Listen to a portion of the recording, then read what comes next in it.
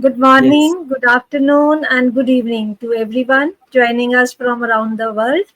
I am Dr. Rimpi Arora, President of the RCS Positive Ability Rotary Club in India, currently engaged as the Principal Researcher for India's first multi-inclusive film, Rab the Awaz, which means the voice of God in English. It's an absolute honor to welcome you to this special session of our live broadcast series, proudly brought to you by the Rotary Club of World Disability Advocacy.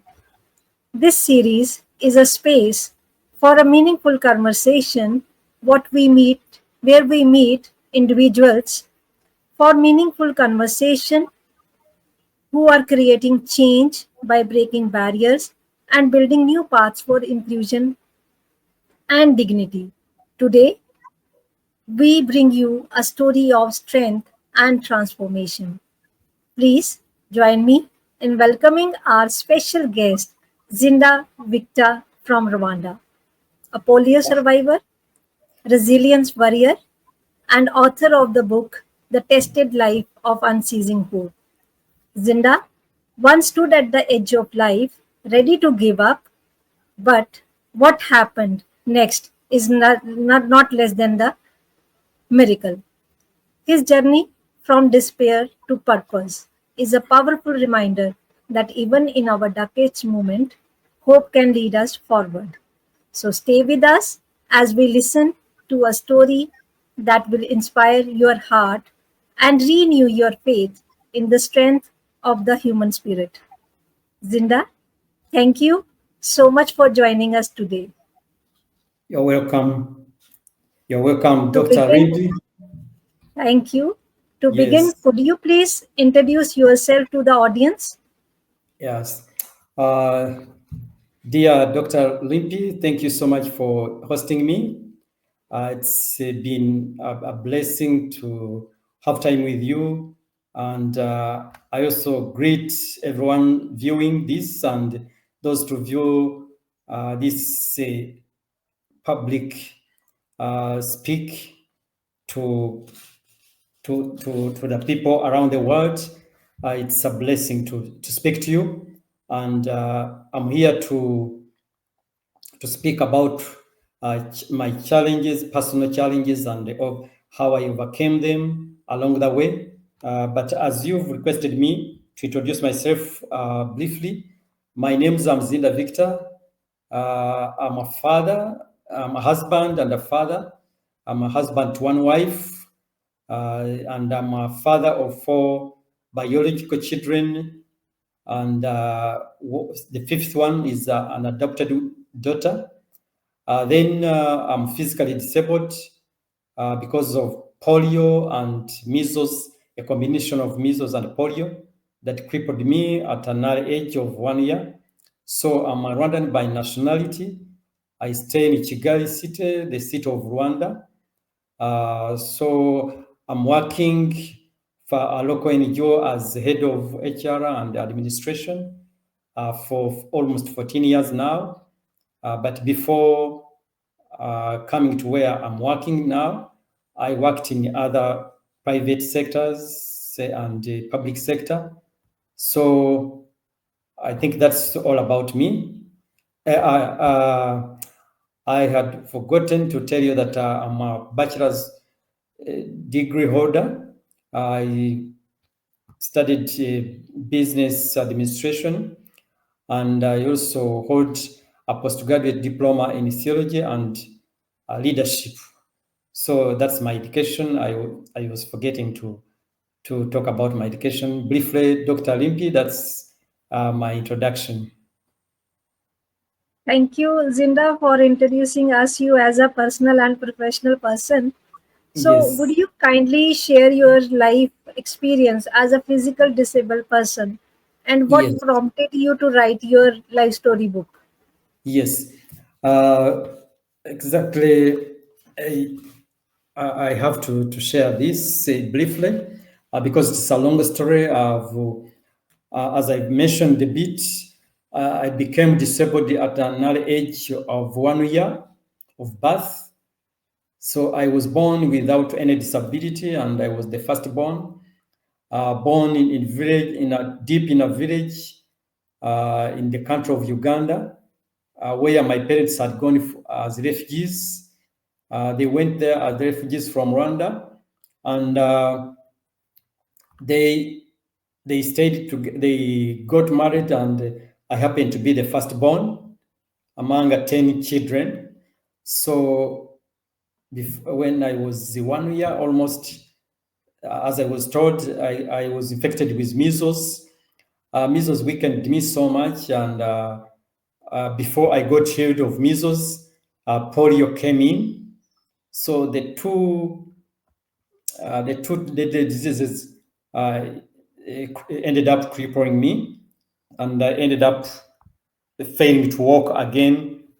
And since then, that's when I started facing real challenges of a physically disabled person right from childhood, and I have a lot of stories to talk about the challenges and how I came along overcoming them. One of the challenges is that I was taken to different hospitals, including herbalists. My parents tried their best, and they moved from one place to another. At one time, when I was almost 6 years, they operated me. They operated both legs, expecting me to be able to walk with the crutches, not to crawl down. But unfortunately, after the operation, they took me back home immediately, and when they advised them to do this physiotherapy, and which they never did well, because whenever they tried to do the physiotherapy, as they were asked or advised, I could cry, and they feared to make me cry now and again. So they stopped doing the physiotherapy, and I ended up having my legs contracted again. And they said, when they took me back to the hospital, they said I had to be operated again. So my father feared to accept that, and he refused to take me for second operation. And he said, if they operate you, you might die. I'm not sure whether you will survive, because even when they operated you the first time, the leg which was stronger became weak. So my father feared to approve the second operation. So I started a life of crawling down. I was crawling down with buttocks down and legs, pulling the legs on the ground. In rain, I could do that in myself. During sunshine, the sun was disturbing me so much. Hot during dry season, and I didn't use sandals. I didn't use shoes. I was just crawling down barefooted and without any sandals in the hands. So it was a hard life. So with that situation, other kids used to laugh at me. People around in the neighborhood, some could sympathize with me.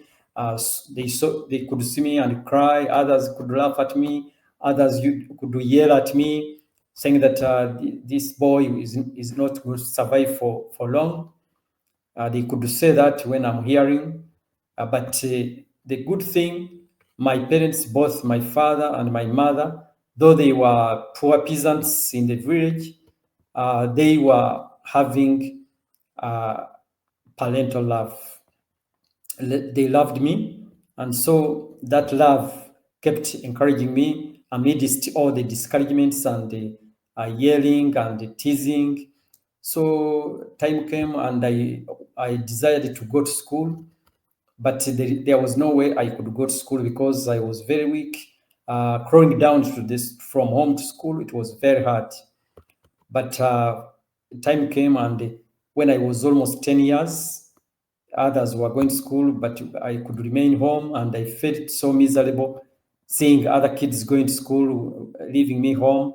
So there came a school near our home, but it was like 1 kilometer from home, and that meant it was near. So my father sent me to that school, and it had only 2 classes, primary one and primary two. So when I reached there, I became so bright.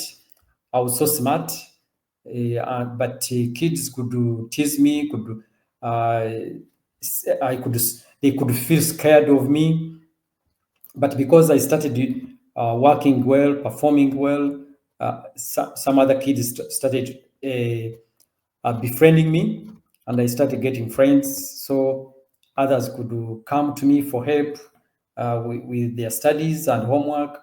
So I can say in belief that the life of disability, physical disability, right from childhood to today, if I can say, it has been full of challenges, which included feeling hopeless, feeling discouraged, feeling I developed inferiority complex. There is a time I developed inferiority complex. There's time I could cry alone, saying especially when I was a child, I could see others going to play football, going running, playing all sorts of games, and I could feel bad, and I could say, why did I become like these other kids? So that could make me feel bad, and feel miserable. So I could also hear other people advising my parents, and other people commenting that I'm going to be a beggar in life. I'll not study, I'll not go far with education. Others could advise me or advise my parents to take me for to learn how to repair shoes. Others could advise the parents or others that they should take me to the roadsides to beg. But all that irritated me, because I never wanted it to be a burden to others or to become a beggar. But the good thing, my parents kept on trying their best to educate me. When I finished primary two, there was no any other class with that school. So my father had to ask to advise me to repeat the class, and he gets some other options after 1 year. So I repeated the class. After the second sitting, my father bought a bicycle and assigned one of my cousin brothers to ride me to the school daily. But that cousin brother was not so much older than me. He rided me on the bicycle. Unfortunately, one time when we were coming from school, my leg fell in spokes, bicycle spokes. I don't know whether you understand the spokes. Spokes so crushed me so much, almost cutting off my foot. So that one also became another big setback, became another big problem along the journey of physical disability. It added another pain on the already existing pain of physically being disabled. So I fell sick for almost 4 months. But after that, I recovered, and they took me back. Then my father started taking me himself to school, and going for other daily activities he was doing with the bicycle. So I started up to I completed primary level and I studied well. So I qualified well, but there was a big problem getting admission in a school because there were no friendly facilities in school. In those schools, almost in every school, there was no friendly facilities for people with disabilities. So whenever I went for admission, they never wanted to give me the admission. But fortunately, the district inspector of the schools saw me struggling in rain when I was going to do the national exams, and he offered to give me a school, free admission in a school, because of my courage and resilience he realized in me. So when I completed primary level, he took me to that school, and they accepted because he was a district supervisor, so they didn't have to argue. They accepted me, but it was also a long story because I used to be there to stay at school. I was boarding, and boarding I had to fetch water from the well. I had to wash for myself. I have to take water in the bathrooms, and the bathrooms were not friendly at all. They were not. They were public and unfriendly to people with disabilities. So even the classes, there were some stairs to some from one school to another. There were some stairs. But what I forgot, time came when the bicycle hit me. My dad bought me a tricycle, which I ride using the hands, so I could go with that tricycle at school. And my father had to give me some pocket money to use for repairs whenever it had any mechanical problems. So, but fortunately, I got some good friends at school, and they could help me to wash for me. I could wash, and they take the clothes for hanging, and they could fetch water, and I could also in return bless them somehow with some pocket money. So that's how I survived with high school, and I completed high school when I was almost 23 years.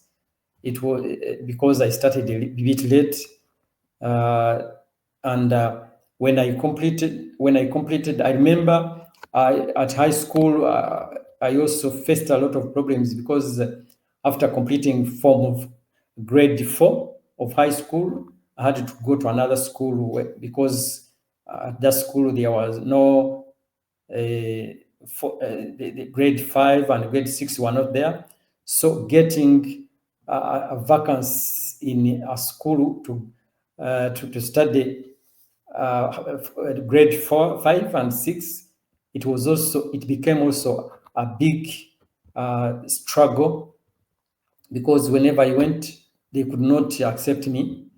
They could not give me the admission, saying that I can't manage to study there because there are no facilities.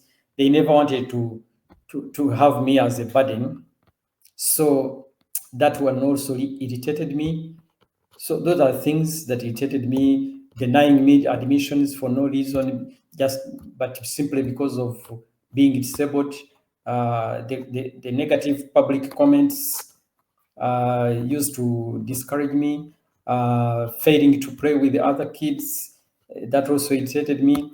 The comments of people, parents around, friends of our parents around who could say, "Don't waste your time, your money. Education is not going to help this young man."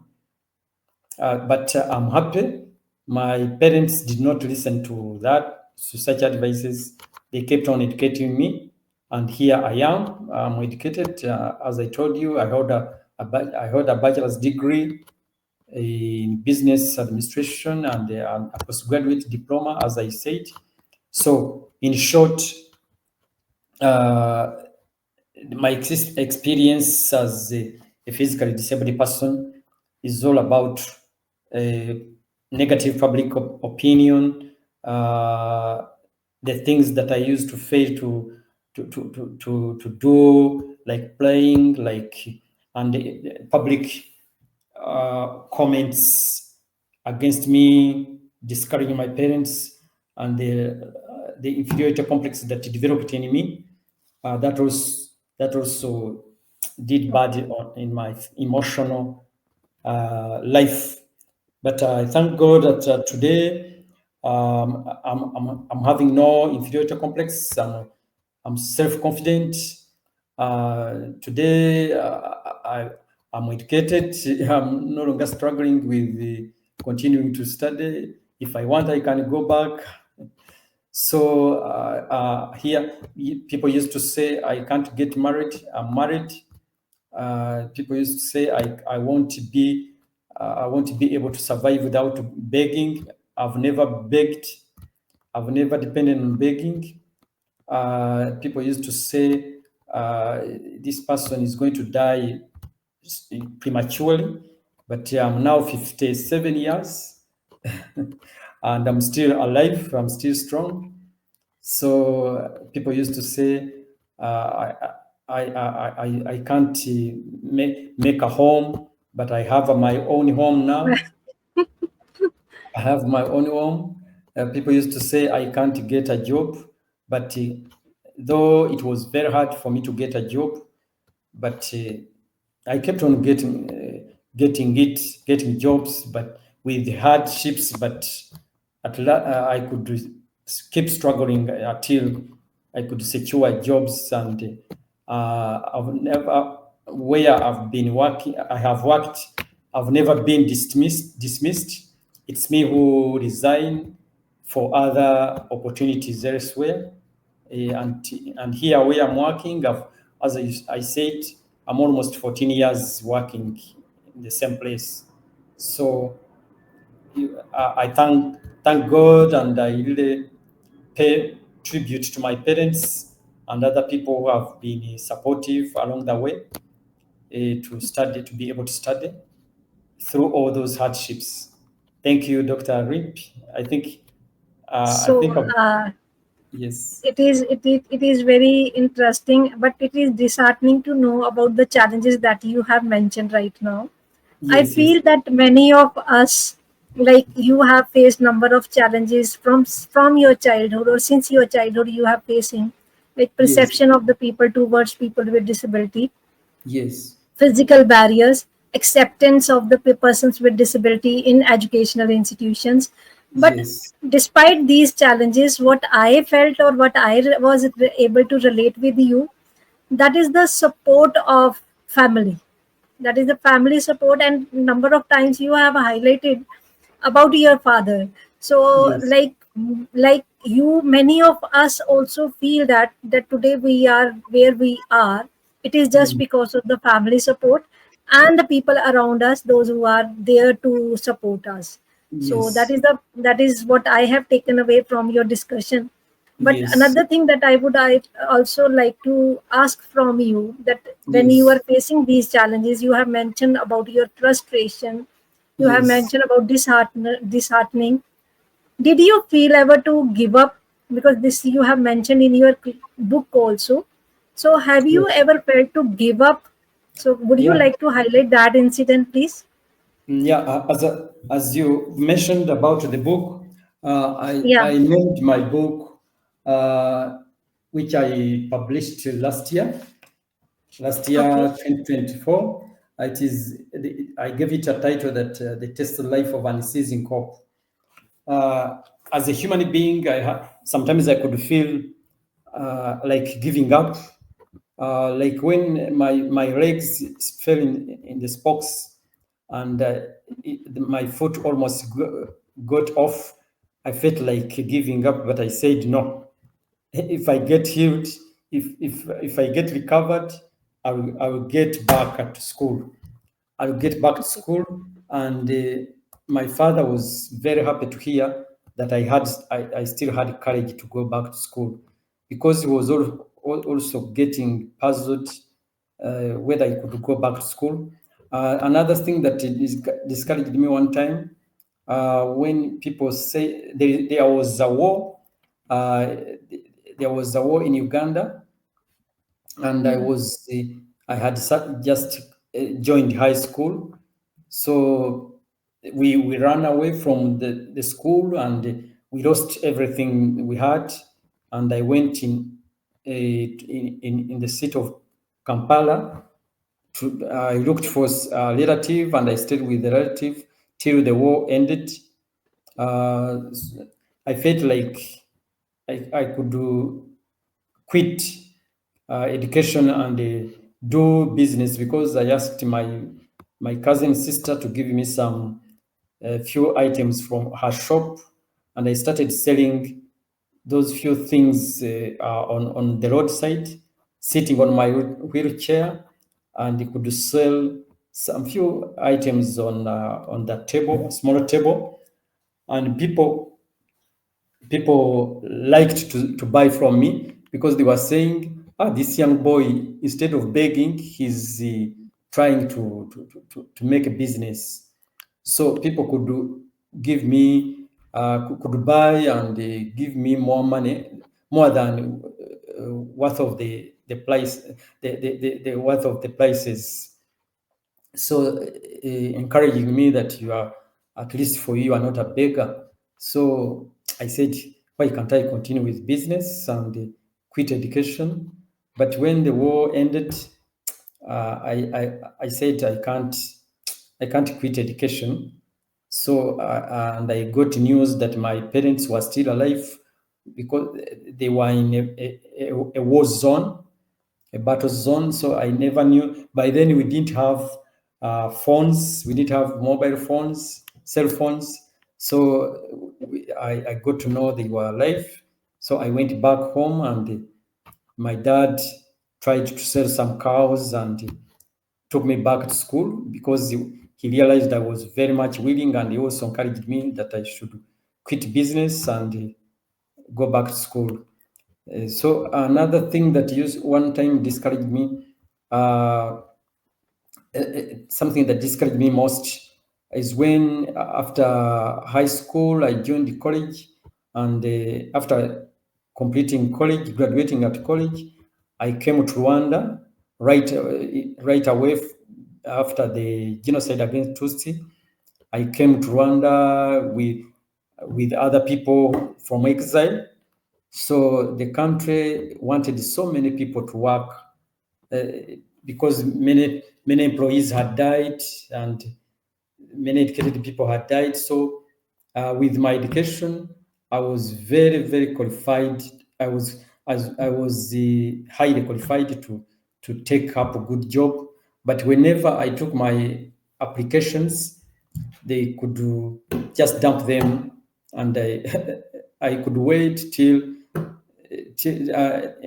vain. I could wait in vain, and I could realize some other people who applied could get a job even with less education than me, and so I came to realize it was because of disability.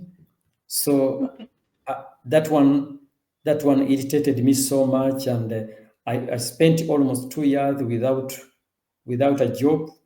Yet I had submitted so many applications in different places. But one day, I wrote it in even the book here. I wrote details in this book of mine. The day Okay. I had prepared to commit suicide, so I bought some tablets, saying that I'll take the tablets and then commit suicide, because life is useless for me. I struggled to study, and nothing's now getting out of it. So it seems I'm likely to end up begging. But I thank God, because where I was staying at my cousin's brother in the city of Kigali, I used to come and stay, then go back to village. So, but that house, when I said, let me take the tablets. My parents, I mean,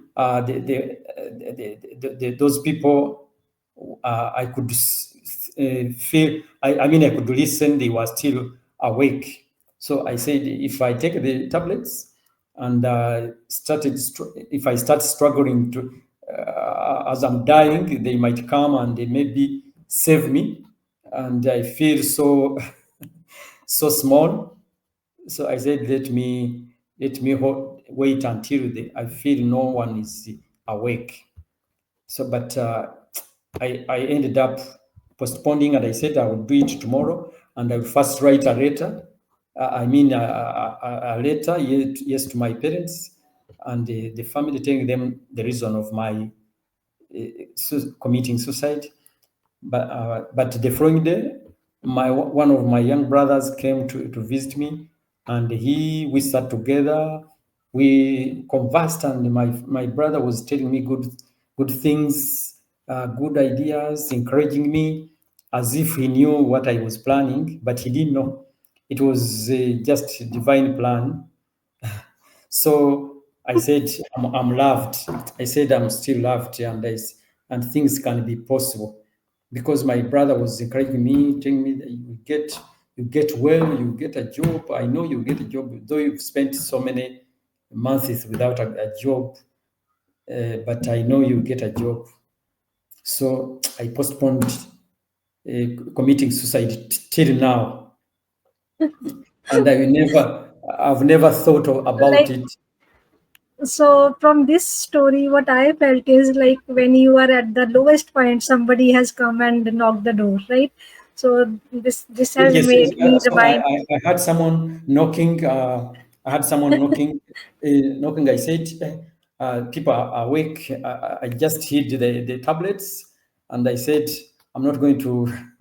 I'm not going to." That is you Yes, felt that you would not going to commit, that you are going to face the challenge. This is what yes, it is about. yes, So this has and a reminded me a what it few. has reminded me. Sorry for interrupting. Sorry. Yes. Carry on, please.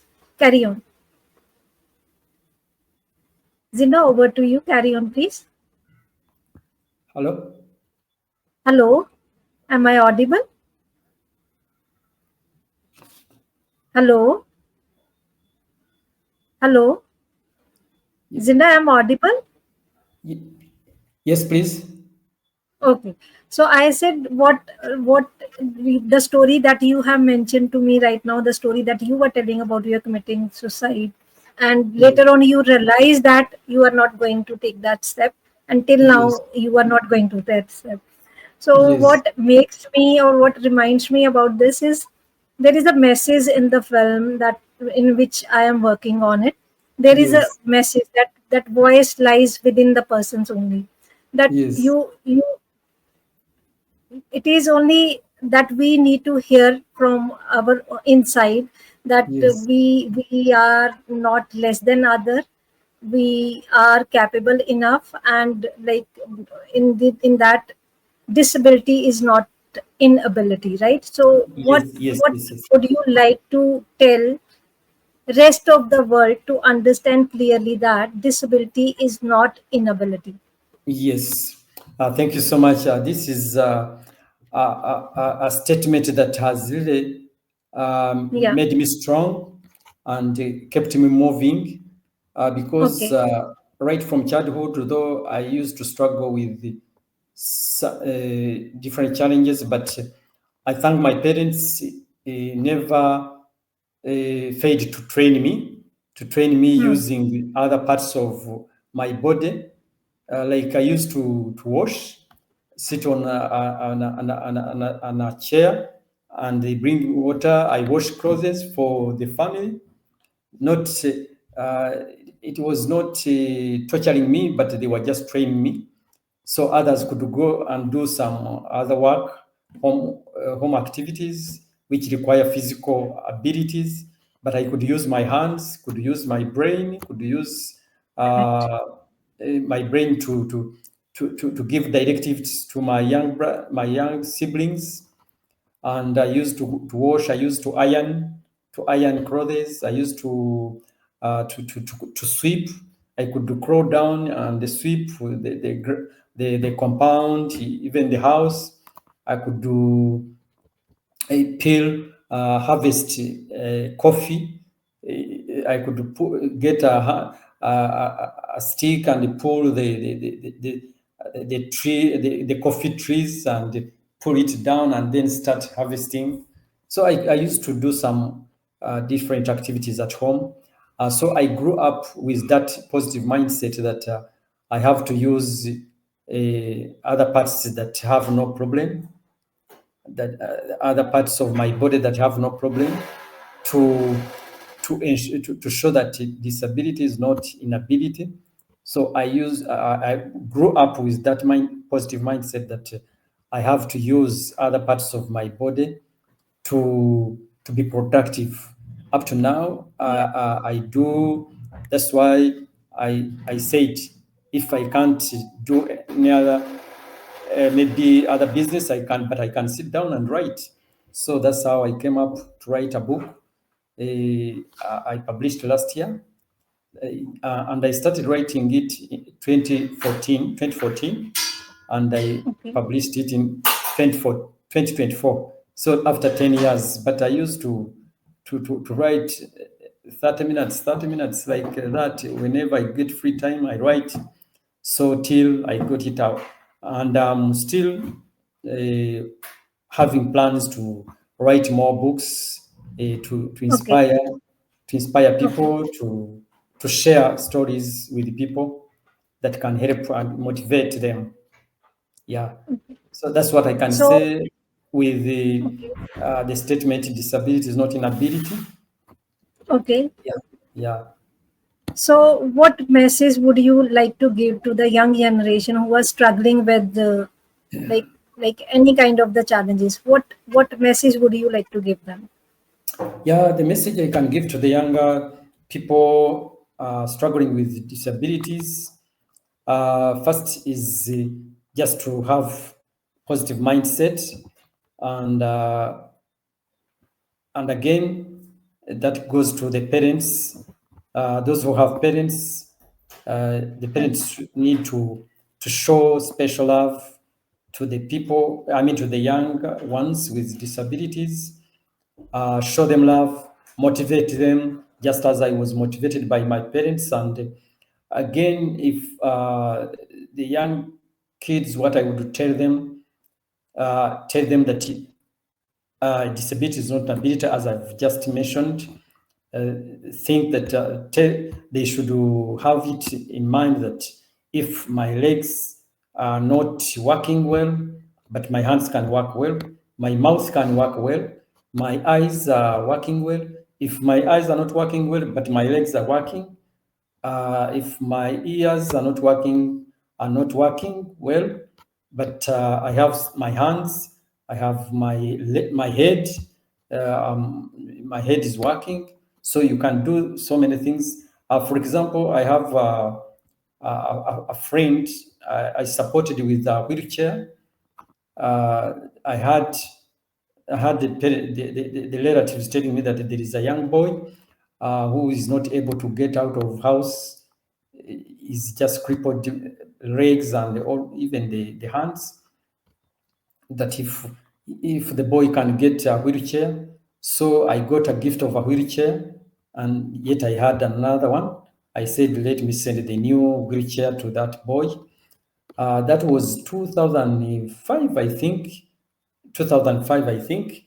But instead of using that wheelchair to just to go out for sunshine, the wheelchair was used to take him to school. The boy went to school, and the boy became so bright.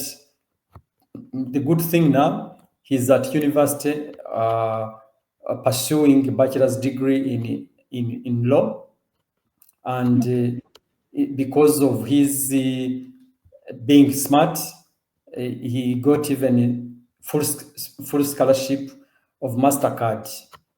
So he's now in his third year of university, but Okay. his legs and hands are not working well. But he is a positive-minded boy. So young Okay. ones, please, wherever they are, be positive, have it in mind that disability is not inability, and those who laugh at you, don't just give them time. If you work hard, they will come to you. They will come back to you. So, like people who used to laugh at me, now admire me. They admire me, and I inspire them. So there are so many people I have inspired who used to laugh at me, who used to to despise me, but I don't pay them back. But they have learned that disability is not inability. Okay. Yes. So, would you like to request, if you have any request to Rotary World Disability Advocacy, eh, would you like to highlight any request? Request to Rotary Rotary. World Disability, yeah, Rotary World Disability Advocacy. Yeah, my request here to Rotary disability Yeah. advocacy, disability advocacy. One thing is just as its name, to increase the advocacy worldwide, and to support my initiatives. I'm planning to. I'm in a process of registering an organization which I named Unceasing Hope Foundation. Okay. I'm in the process of registering it here in Rwanda. So I would love to partner with the Rotary World Disability Advocacy, so that Okay.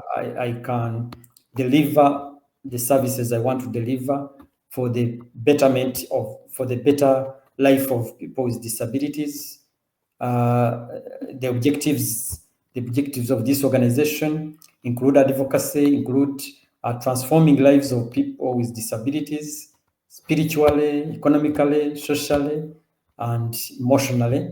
So in fact, the sales from this book, I save some percentage purposely for to keep funding that organization when it gets started. So that one is a big request. Another request Okay. is to to to to prepare such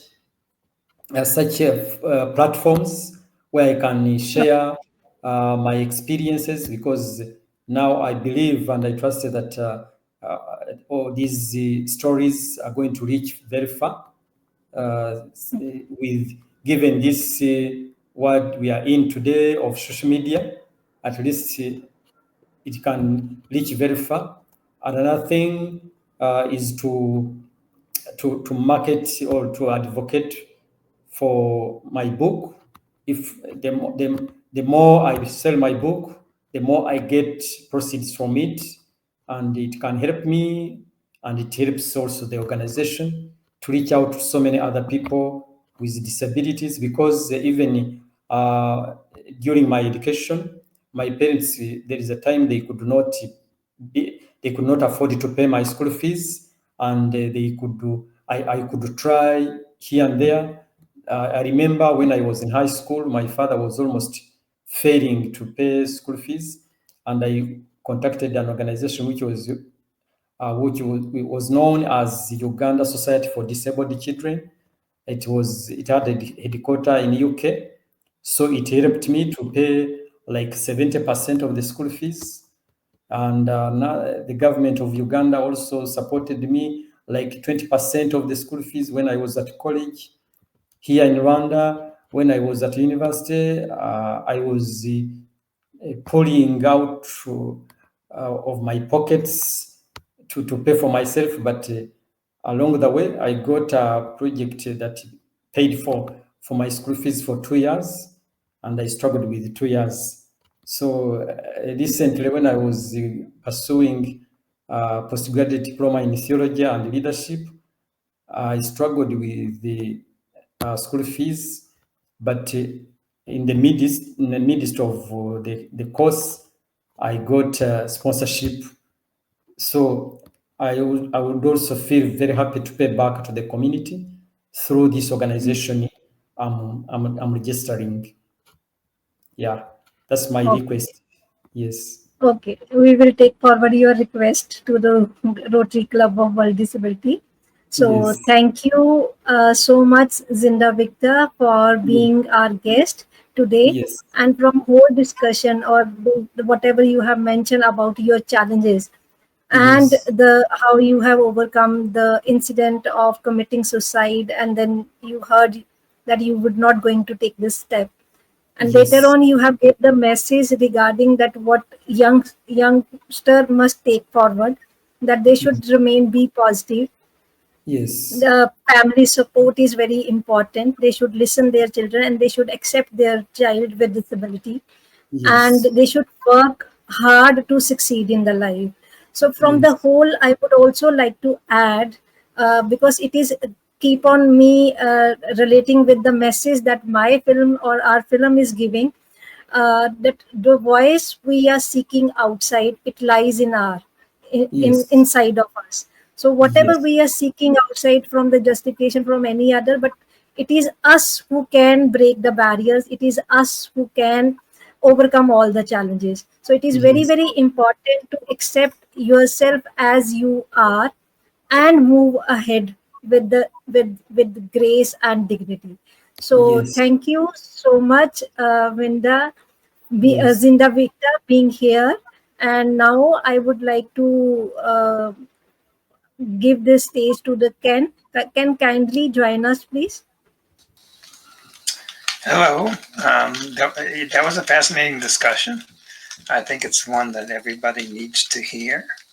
Thank you. And when I hear these kind of stories, I wonder, okay, what makes you different than anybody else? Technically, nothing.